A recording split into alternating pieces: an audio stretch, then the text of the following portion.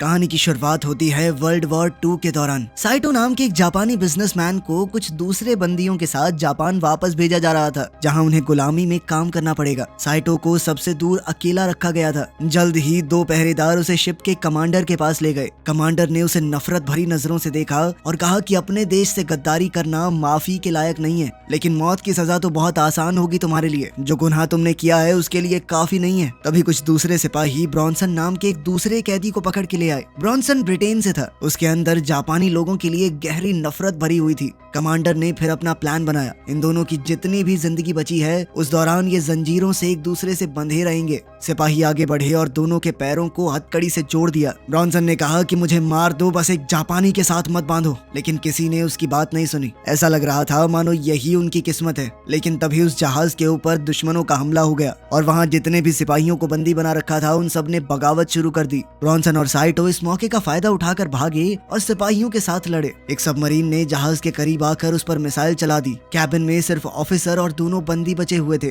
Commanding officer ने बंदूक निकाली उन दोनों को मारने के लिए, लेकिन ब्रॉन्सन ने बड़ी तेजी से साइटो को पकड़ा और दोनों समुद्र में कूद गए, इससे पहले कि पूरा जहाज ही फट जाए। कुछ घंटों बाद ब्रॉन्सन तैरते हुए साइटो को एक सुनसान आइलैंड तक ले गया। जमीन पर पहुंचकर वो बेहोशी में गिर पड़ा। अगले दिन साइटो ने उठकर सोचा कि ये सब एक बुरा सपना था, लेकिन जब उसने अपने पैर में जंजीर देखी तो सच से सामना हुआ। उसने ब्रॉन्सन को जगाने की कोशिश की, लेकिन वो बेहोश पड़ा रहा। पास में एक सिपाही की लाश भी मिली जो किनारे पर बहकर आ गई थी और साइटो ने उसकी बंदूक निकाल ली। अब वो सोच ही रहा था कि ब्रॉन्सन को गोली मारकर आजाद हो जाए, लेकिन ब्रॉन्सन ने अचानक उठकर उस पर हमला कर दिया। दोनों के बीच में जबरदस्त लड़ाई हुई। जब वो दोनों समुद्र के किनारे लड़ रहे थे तभी पानी से एक भयानक सी चीख सुनाई दी। ब्रॉन्सन ने साइटो को समुद्र में धकेलने की कोशिश की, लेकिन साइटो के घायल पैर से खून बहने लगा, जिसे सूंघकर वो अनजान जीव उनके पास आने लगा। इस जीव ने ब्रॉन्सन को झटके से खींचा और उस पर हमला किया। तेज पंजे और बिजली जैसी रफ्तार। साइटो ने तुरंत बंदूक उठाई और पहले ब्रॉन्सन पर निशाना साधा, लेकिन ब्रॉन्सन को ना मारते हुए उस जीव को मार दिया। वो जीव पीछे हटा और पानी में गायब हो गया। ब्रॉन्सन अब घायल हो गया था। दोनों समझ गए कि इस आइलैंड पर उनकी आपस की दुश्मनी से कहीं ज्यादा खतरनाक कुछ और मौजूद है। दोनों ने एक समझौता किया ताकि जिंदा रह सकें। बीच से थोड़ी दूर जाकर ब्रॉन्सन ने पूछा कि वो जीव क्या था, लेकिन वो दोनों अलग भाषा बोलते थे, तो साइटो ने सिर्फ समझने का नाटक किया, लेकिन उसका चेहरा साफ दिखा रहा था कि वो जानता है कि उसने अभी क्या देखा है। साइटो कुछ वक्त के लिए चुप रहा, सोचता रहा कि आखिर कैसे बचा जाए, लेकिन आखिर में हताश होकर वो समझ गया कि यहाँ मरना तय है। लेकिन ब्रॉन्सन ने उसे तुरंत रोक दिया और कहा कि तुम पागल हो गए हो क्या। फिर उसने बंदूक की आखिरी गोली निकालकर साइटो को दी और कहा कि हम दोनों को मिलकर उस जीव से लड़ना होगा जो उनका पीछा कर रहा है।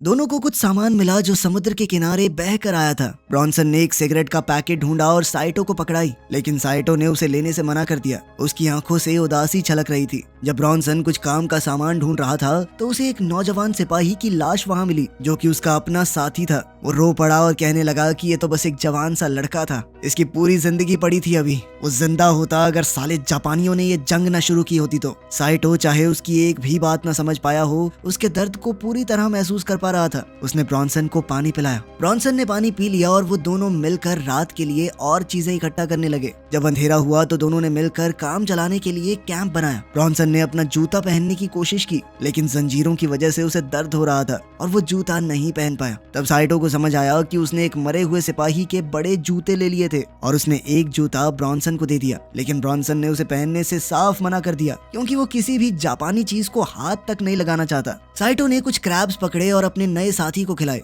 ब्रॉन्सन जो अब दिनों से भूखा था उसे लेने के लिए पहले तो हिचकिचाया, लेकिन फिर उसने खाना ले लिया, लेकिन वो क्रैब उसके हाथों से मिट्टी में गिर गया। साइटो ने ये देखकर अपना क्रैब उसे दे दिया। ब्रॉन्सन ने पहले तो मना कर दिया, लेकिन फिर साइटो ने जिद की और क्रैब उसके पास रख दिया। ब्रॉन्सन बहुत भूखा था। जैसे ही उसने क्रैब को चखा उसे बहुत पसंद आया। धीरे धीरे दोनों एक दूसरे के साथ थोड़ा खुलने लग गए। फिर ब्रॉन्सन ने अपने बारे में ढंग से बताया और साइटो कुछ कुछ समझ पा रहा था। वो उसका नाम लेना भी सीख गया। फिर उसने बताया कि मेरा नाम साइटो है। ब्रॉन्सन ने पूछा कि हम इन जंजीरों का क्या करें, लेकिन साइटो चुप रहा। बाद में ब्रॉन्सन ने एक हथियार बनाया ताकि चेन काटी जा सके। उसने कोशिश की, लेकिन वो कामयाब नहीं हुआ। तभी साइटो ने चेन के कमजोर हिस्से की तरफ अपने पैर से इशारा करते हुए जापानी में कुछ कहा। ब्रॉन्सन समझ नहीं पाया, लेकिन उसका इशारा देखकर उसने सोचा कि क्या उसे कोशिश करनी चाहिए। साइटो ने उसे हौसला दिया और 2 बार करते ही चेन ढीली पड़ गई। अब ब्रॉन्सन की बारी थी और साइटो ने हथियार मांगा, जिससे ब्रॉन्सन थोड़ा घबरा गया, लेकिन फिर भी उसने भरोसा किया। जब साइटो ब्रॉन्सन के पैर के पास चेन पर मारने लगा तो ब्रॉन्सन ने कहा कि भाई मुझसे नहीं देखा जाएगा, मैं अपनी आंखें ढक रहा हूँ। ये बात सुनकर साइटो हंस दिया। फिर एक ही वार में उसने ब्रॉन्सन को आजाद कर दिया। ब्रॉन्सन खुशी से झूम उठा कि उसका पैर नहीं गया और वो दोनों खुशी से जश्न मनाने लगे, लेकिन उनकी आवाज ने अंधेरे में छुपी हुई किसी चीज का ध्यान खींच लिया। साइटो को महसूस हुआ कि कोई चीज उनके पास आ रही है और दोनों सतर्क हो गए, लेकिन वो प्राणी जल्द ही वहाँ से गायब हो गया। दोनों ने हथियार उठाए और सबूत ढूंढने निकल पड़े। साइटो को रेत में कुछ निशान मिले और उसने एक छोटी सी जांच शुरू की, लेकिन तभी एक आवाज ने उसका ध्यान खींच लिया। जब उन्होंने पलट कर देखा तो पता चला कि ये तो दो जापानी फौजी हैं, जिनके साथ एक कैदी भी है। ब्रॉन्सन को शक हुआ कि साइटो अब उसका साथ छोड़ देगा, लेकिन साइटो ने ब्रॉन्सन को दिखाने के लिए कि वो उस पर भरोसा कर सकता है, अपना हथियार उसे दे दिया और कहा कि जल्दी से छुप जाओ। साइटो वहीं रुक गया और उसने देखा कि खाना उबल रहा है। तभी एक फौजी को कुछ महक आई और वो देखने गया, जहाँ उसे लगा कि कोई कैंप में सो रहा है। साइटो सामने आ गया और कहा कि गोली मत चलाना, और ब्रॉन्सन दूर से ये सब देखता रहा। फौजियों को ये नहीं पता था कि साइटो को एक गद्दार घोषित किया जा चुका है, इसीलिए वो उस पर भरोसा करने लगे। लेकिन ब्रॉन्सन ये नहीं जानता था कि असली खतरा उसके बिल्कुल पीछे है। कैंप में साइटो ने अपने पुराने साथियों से पूछा कि क्या कोई बचा है। उस आदमी ने जवाब दिया कि सिर्फ हम लोग ही बचे हैं, क्योंकि उन्होंने लाइफ जैकेट पहनी हुई थी, बाकी सब डूबकर मर गए। ब्रॉन्सन को थोड़ा देर से समझ आया कि समुद्र का वो जीव उसके पीछे है। वो इतना डर गया कि समझ नहीं पाया क्या करना चाहिए और आखिरकार उसने अपनी आंखें बंद कर ली। लेकिन जब उसने दोबारा आंखें खोली तो देखा कि वो डरावना जानवर वहां से गायब हो चुका है। अब जापानी फौजी साइटो से पूछताछ कर रहे थे कि क्या पक्का यहाँ पर कोई और नहीं है। साइटो ने कहा कि वो अकेला है, लेकिन सिपाहियों को शक हो गया क्योंकि उन्हें ब्रॉन्सन के वहाँ होने के कुछ सुराग मिले थे। एक फौजी अपनी तलवार लेकर उठा और कहने लगा कि जहाज डूबने से पहले एक अफवाह उड़ी थी कि एक गद्दार और दुश्मन को एक साथ जंजीर से बांध दिया गया है। जब उन्होंने साइटो के पैर से कपड़ा हटाया तो वो समझ गए कि साइटो एक गद्दार है। दूसरे फौजी ने उससे पूछा कि वो भगौड़ा कहाँ पर है। साइटो ने कहा कि वो मर चुका है और उसने एक कब्र की ओर इशारा किया जहाँ उन लोगों ने ब्रॉन्सन के दोस्त को दफनाया था। एक जापानी फौजी ने कहा कि साइटो सिर्फ एक गद्दार नहीं, झूठा भी है, और धमकी दी कि अगर उसने सच नहीं बताया तो वो उसका गला काट देगा। तभी एक भयानक दहाड़ पूरे टापू पर गूंजी और सब लोग रुक गए। वहाँ मौजूद दूसरा कैदी डर के मारे चिल्ला पड़ा कि ये जीव जो भी है इंसान तो नहीं है। वो घुटने के बल गिर गया और अपने बचाव के लिए प्रार्थना करने लगा। एक सैनिक ने सबसे छोटे सिपाही से कहा कि जाके देखो किस चीज की आवाज है। वो ब्रॉन्सन के पास पहुंचा। ब्रॉन्सन ने एक सूखी पेड़ की टहनी पर पैर रखा और आवाज आई। सैनिक उसकी तरफ बढ़ने लगा, लेकिन तभी जानवर की गुर्राहट की आवाज सुन के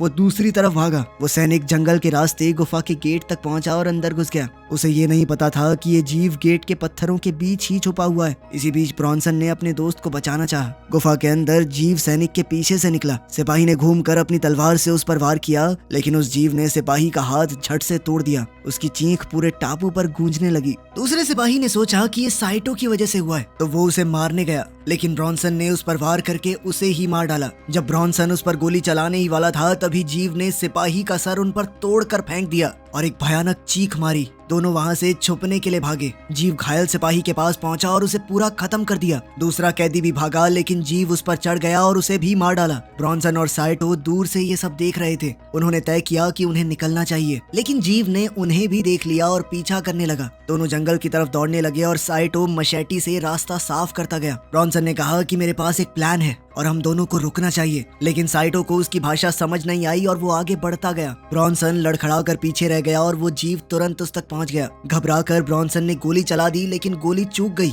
उसकी आखिरी गोली बर्बाद हो गई थी। उस जीव ने ब्रॉन्सन का गला पकड़ लिया और उसे मारने के लिए अपना पंजा उठाया, लेकिन साइटो ने अचानक वापस आकर उस जीव पर हमला कर दिया, जिससे ब्रॉन्सन छूट गया। दोनों इस मौके का फायदा उठाकर वहां से भागे, लेकिन एक ढलान में फिसलकर नीचे गिर गए, जिसमें दोनों को ही काफी चोट लगी और वो घायल हो गए। अगले दिन वो दोनों बहुत ज्यादा घायल थे। जब उनकी आंखें खुली, साइटो ने देखा कि उसके सीने में एक तीखी चीज घुसी हुई थी। तेज दर्द के साथ उसने उठकर मुश्किल से उस तीखी चीज को निकाला। उस वक्त ब्रॉन्सन एक सड़े हुए लकड़ी के टुकड़े पर पड़ा था, जो झरने के किनारे लटका हुआ है। जब उसने हिलने की कोशिश की तो वो लकड़ी झूलने लगी और ब्रॉन्सन संतुलन बनाने के बावजूद फिसल गया। नीचे एक पत्थर से टकराया और पानी में गिर गया। पानी के नीचे उसे पहले हमले की यादें आने लगी और मुश्किल से तैरकर जैसे तैसे वो किनारे पर पहुंचा। साइटो को दूसरी तरफ मरे हुए सिपाही की कटाना मिल गई। अब दोनों अलग हो चुके थे और नदी के साथ साथ चल रहे थे। झरने के ऊपर से उस जीव ने एक दिल दहला देने वाली चीख मारी जो जंगल में गूंज उठी। उन दोनों को ही ये चीख सुनाई दी। दोनों चौकन्ने हो गए और साइटो जो कि नदी से पानी पी रहा था ठहर गया और अपने दोस्त को ढूंढने निकल पड़ा। ब्रॉन्सन अकेले ऊपर चढ़ता रहा जब तक एक बड़े झरने तक नहीं पहुंच गया जो उसके आगे का रास्ता रोक रहा था। उसने फिर भी किसी तरह आगे बढ़ने का फैसला किया। शाम होने लगी और वो दोनों अभी भी अलग अलग थे। साइटो अब नदी के किनारे से निकलने की कोशिश कर रहा था, लेकिन लाख कोशिशों के बाद भी वो ब्रॉन्सन को ढूंढ नहीं पाया। इसी बीच ब्रॉन्सन झरने पर पहुंचा और सोचा कि थोड़ा आराम कर लिया जाए, लेकिन उसे पास से ही कुछ आवाजें सुनाई देने लगी। साइटो अभी भी जंगल में भटक रहा था। उन आवाजों को सुनकर वो चौकन्ना हो गया। ब्रॉन्सन आखिरकार गहरे हिस्से से बाहर आया और किनारे पर बैठ गया, लेकिन तुरंत ही उसने अपने बाजू में किसी की मौजूदगी महसूस की। जब वो देखने के लिए मुड़ा तो एक बड़ा मगरमच्छ वहाँ पर था। कोई चारा न देखकर वो बिना हिले शांत लेटा रहा। मगरमच्छ ने सिर्फ देखा और फिर पानी में लौट गया।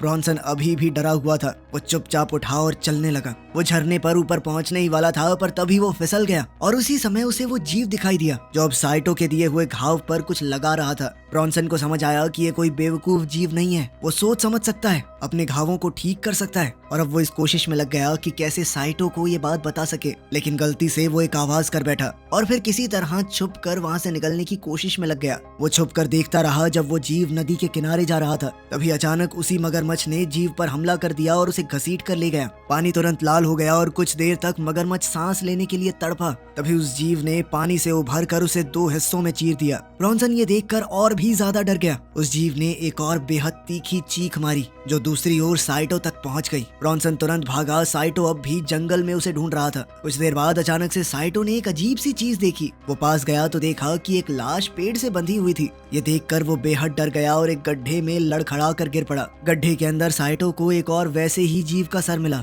वो कुछ देर तक उस नजारे को देखता रहा और फिर समझ गया कि ये मर चुका है। एक नई उम्मीद के साथ उसने वहाँ से निकलने का फैसला किया और लाश के पास कुछ काम की चीजें ढूंढने लगा। उसे लाश के हाथ में एक बंदूक मिली और जमीन पर गिरे गोली के खोखे को देखकर उसे पता चला कि इस आदमी ने ही उस जीव को मारा होगा। फिर साइटो ने बंदूक भी उठा ली। अब उसके पास एक कटाना और एक पिस्टल थी, तो अब उसने सोचा कि मैं भी उस जीव का शिकार करूंगा। रास्ते में उसे एक टूटे हुए प्लेन का मलबा मिला और वो पानी में उतर कर उस तक पहुंचा। जब वो उस आधे डूबे हुए प्लेन के अंदर गया तो उसे कुछ चीज दिखाई दी। इसी दौरान ब्रॉन्सन ने भी प्लेन के एक और टुकड़े को ढूंढ निकाला और वो भी उसी प्लेन तक पहुंचा। प्लेन के अंदर जाने से पहले उसने कुछ रद्दी लोहे के टुकड़ों से एक काम चलाऊ सा हथियार बनाया। फिर वो प्लेन के अंदर गया और वहाँ उसे फ्लेयर गन, लाइटर, सिगरेट्स और कुछ और भी चीजें मिली, लेकिन एक चीज ने उसकी नजर खींच ली। उस चीज को पकड़ने के चक्कर में वो फिसल गया और उसने देखा कि प्लेन के पंख में कुछ अटका हुआ है। जब उसने करीब से देखा तो पता चला कि वो एक बम है। इस बम को देखकर उसे एक आइडिया आया।